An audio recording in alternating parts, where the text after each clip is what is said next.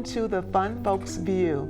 Today we have a representative from FPA, Katie Donovan. She has worked for FPA for approximately 5 years as a team building coach. And after year 1, there was an instrumental improvement in morale. I hear her be the go-to person for planning and organizing. You have received several awards and have been highlighted in the local newspapers and on television shows. So I am honored to have her here to speak about one of her popular programs. But today, we're going to focus on Katie, her personal aspects on travel. So Katie, thank you for coming again.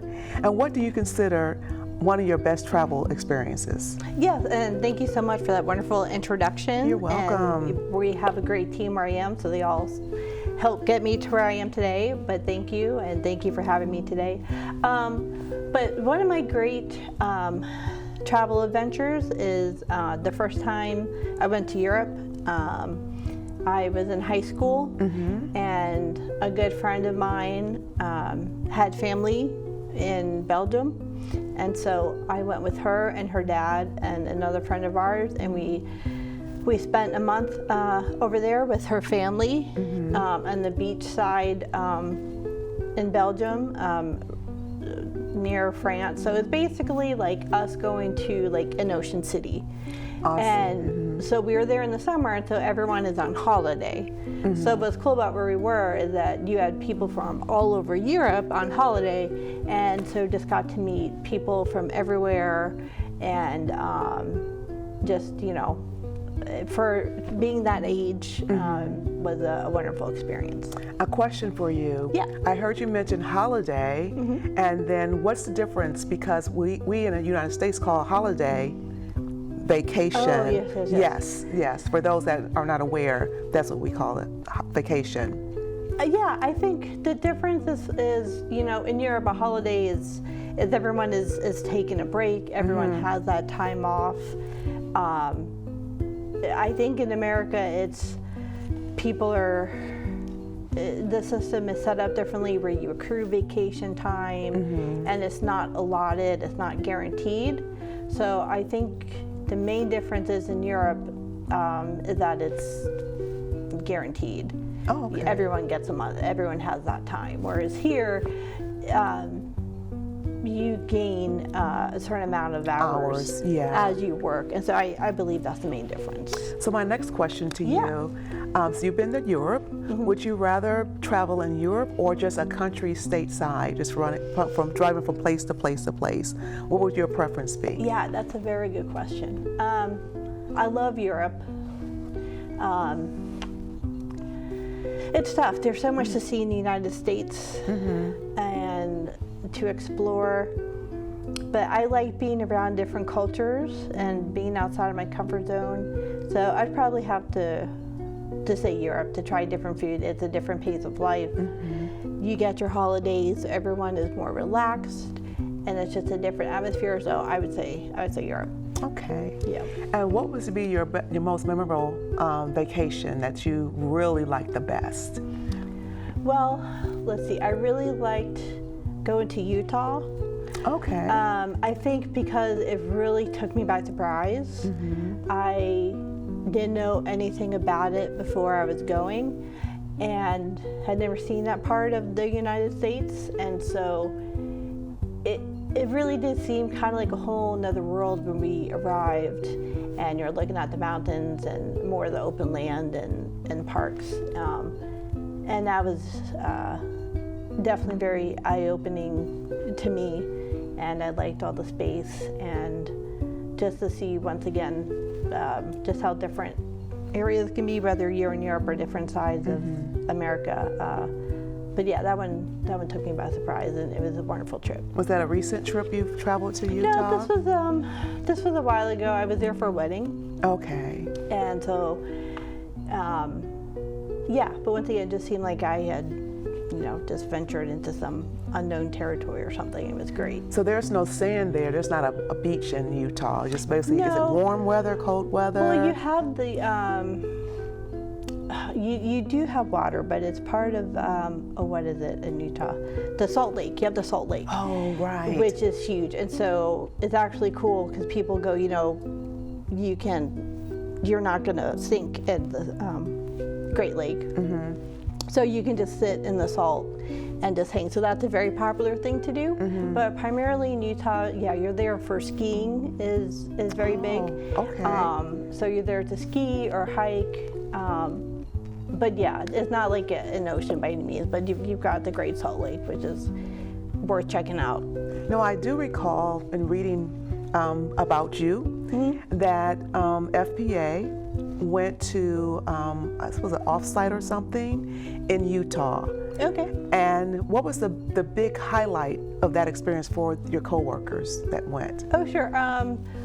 Well, Salt Lake is one of the bigger cities to explore, and they do have a lot of good food and a lot of culture, but yet it still kind of has like a small town vibe. And so I thought Salt Lake City was a really interesting place. And you've also got Sundance Film Festival, which is not too far from there. I've never been. Park. And so that's kind of a mecca for film lovers.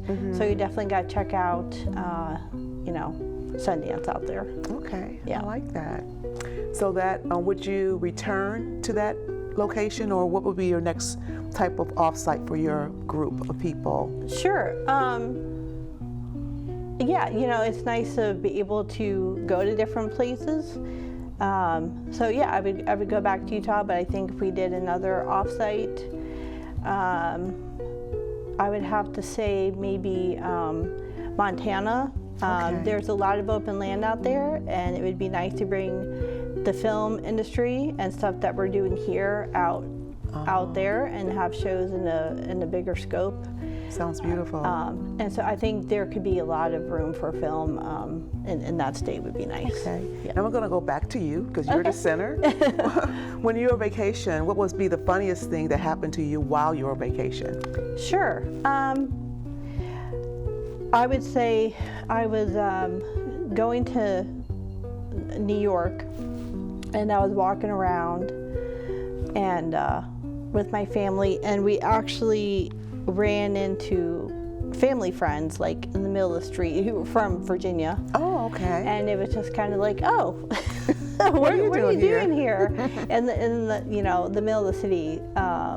I thought that was pretty interesting. Okay. That kind of made me laugh. That it was kind of stuck out with me. Okay. And did you guys do anything together, or? No, we were with our family and who lives in New York, and they were with theirs, and we kind of had our own itineraries, so that's what kind of made it even crazier, just how our paths crossed. Small world, yeah, right? Exactly.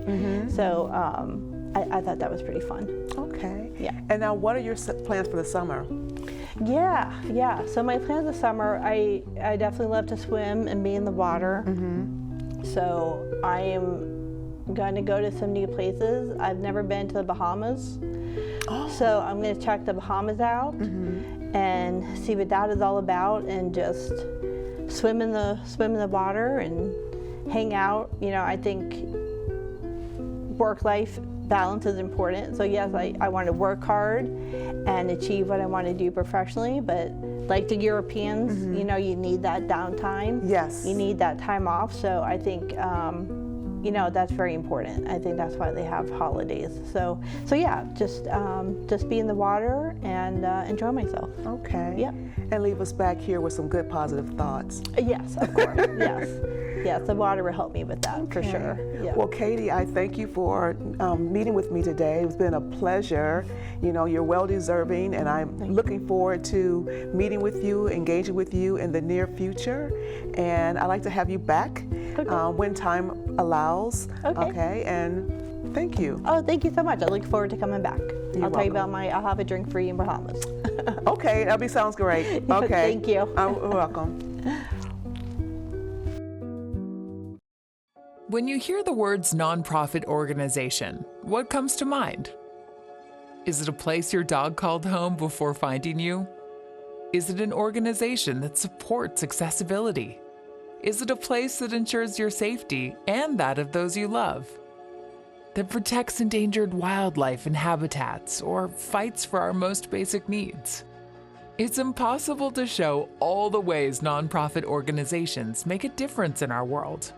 One animal, one person, one cause at a time, but it's not impossible to be part of it. When you give what you have to a nonprofit organization that needs what you can give, you help promote, protect, and strengthen the reach of these incredible organizations. The Nonprofit Alliance is here, helping connect people like you to the nonprofits that enrich your life, your community, and the world we share. Reach out to a nonprofit organization that inspires you today to find how you can help make the world a better place.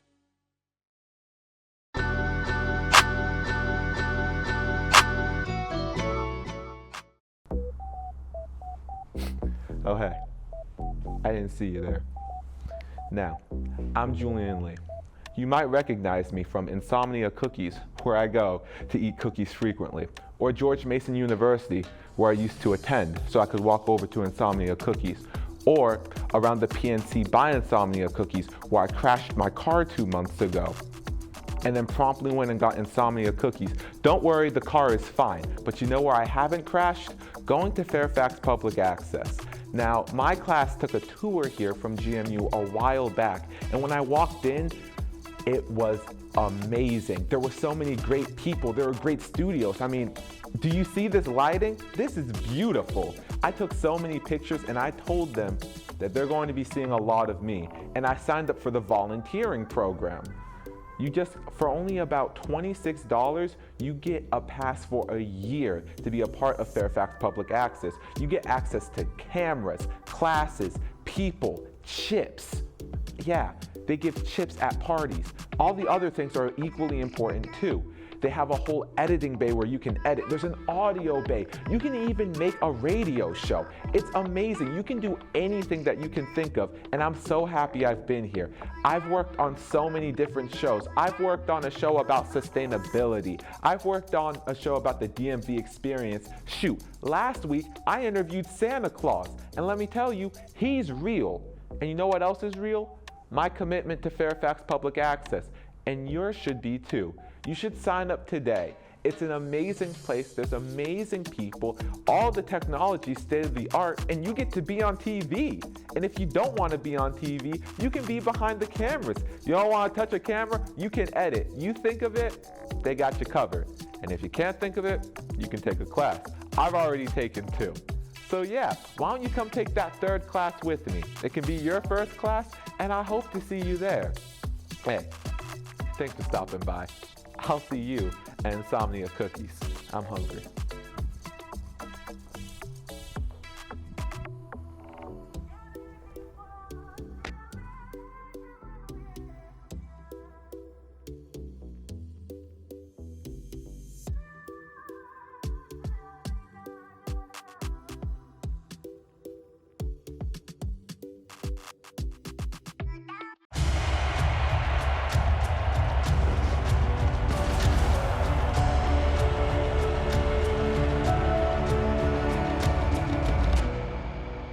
Breathe. Love what you do and you've already won, my parents used to say. My parents whose smiles were my first finish line, who championed respect, whose resilience built mine. Even more than I wanted a gold medal, I wanted a heart of gold, like the mentors who were my balance beams, refusing to let me down. And the coaches who spoke out to anything out of bounds. Heroes who never stood on podiums, but stood up for me. Every shot I made, give the assist to those who since my youth were referees, ready to blow the whistle and end abuse.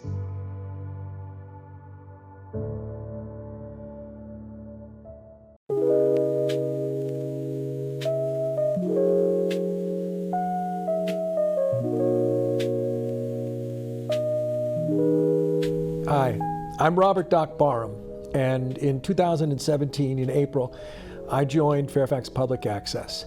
And it really is one of the best things I've ever done. I went to a Thursday night orientation, and at the end of it, I decided this is something I'd really like to do. And I realized during the orientation that they have a curriculum that you can take, a series of courses that you can continue your education in the multimedia arts by taking the courses. And so far I've completed, I think, 16 different courses. And 2 of those courses include the television production course and the radio production course. So since that time, I have worked on dozens of different television programs here at Fairfax Public Access in numerous roles, including cameraman and technical director, and working in the audio board and floor director, and I also have my own radio program.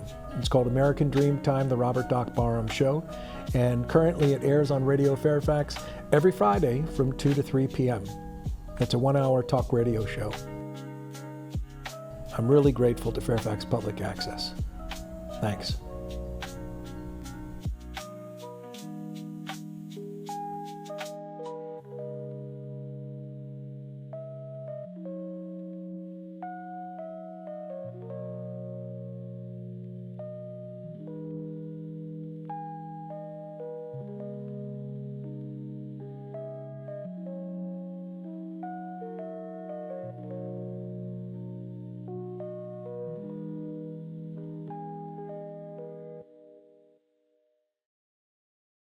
The climate that we're operating under has everyone on the defensive. You see a person and you automatically put them in a box and say, well, this is what this person should be like. All of this ostracizing people, what are we afraid of? We're called to love one another. It can't be, I reject you as a person. This country's been through so much. Its people has been through so much.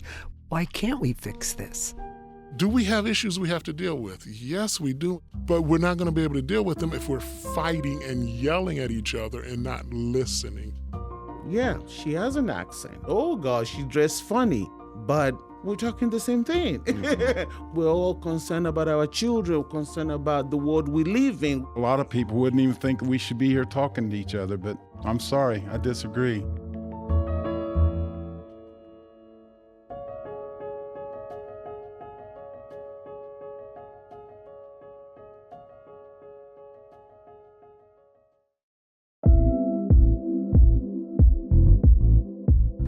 Hello everyone, my name is Moses Park.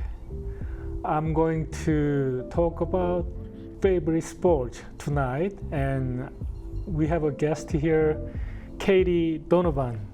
Hello, how are you? Good, how are you? Thank you for having me today. Oh my God, your voice is great. So is yours. I heard about your background, a lot of background, but above all, you are beautiful. Well, so, you know, I grew up playing soccer. Oh, and okay. So I started out a little later. I actually started out with gymnastics first. That was one of my first loves was gymnastics. But then I got into soccer, and that just kind of that was it. I played for a long time, and I was really fortunate to play with the same group of girls. Oh, okay. Which is kind of rare, you know. Most of the time you move up, or you know. But I was really fortunate that we all moved up together, and we played with some of those girls 10, 12 years. So it really was like my other family that I got to see, you know, 3 days a week.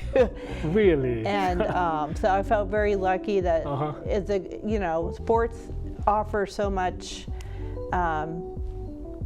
You know, it's something. Obviously, we need our physical education. We need to get out. So it was nice. It's like, all right, I can get outside, get some physical exercise, but see my friends too. So you like to more watching or doing? I definitely had to be out there. Oh, Yeah, I was not good at standing on the sideline. Like, I had to go in. With soccer, I played center forward. So I was out there to score. So if I was on the sideline, I would get antsy because like, no, I need to be out there. I need to be scoring. So my God, I like that. it was not easy for me, but yeah, I was ready. I was definitely ready to play and run. I see. Do you still willing to play soccer? I think I would have to work my way up to it again to get my endurance. I was never a distance runner. I was a sprinter. I was fast, but I couldn't do long distances. Yes. Oh my God. So I think like an adult league would be fun, but I would have to start like running first and get into some shape before I do that. But I think would be a good goal for me to have this year. Oh my God! To go I love that. I love that. Who plays a sport? I love the person. That's my first thought. Whoever plays sport, they are good people. They are willing to meet with. Yeah, I mean, sports are a great way to release endorphins, release stress. So it's a great way to take care of yourself, which is important, obviously. And it's just, if you can incorporate it with people, then yeah, sports are a great way to connect people, a great way to unite people. Right. And so whatever sport that is, Do you know that America fastest growing sport currently? Yeah. It's taken a while because even when I started playing, it was still fairly new. It was kind of like, like the soccer thing. My question is, you know that the America fastest growing sport currently in America? Oh, what is it? Yeah. I don't know. It seems like pickleball. You got it right. I would have to say pickleball. Yeah. That's right. That's what I'm asking. Yes. Yeah. Have you played before? A little bit here and there with some friends, like casually, like a barbecue or something. If they got the court set up or something. My parents in Delaware have a tennis court right there, so we can set it up for some pickleball. Oh, that's so just fun social environments like that. But I love that every age can do it. I love that it's given certain age demographics an outlet, it seems like. So it seems like something everyone can do together. Right, exactly. And also the pickleball is female-friendly sport. Usually, especially Asian, they never do any sport. Most of the time they watching drama. Movie or something like that. I see. Yeah, but pickleball is a different word. Okay, and that's wonderful. I mean, once again, that's another way to get people together and involved. So that's a wonderful, wonderful thing. Yeah, and the pickleball has a kitchen area.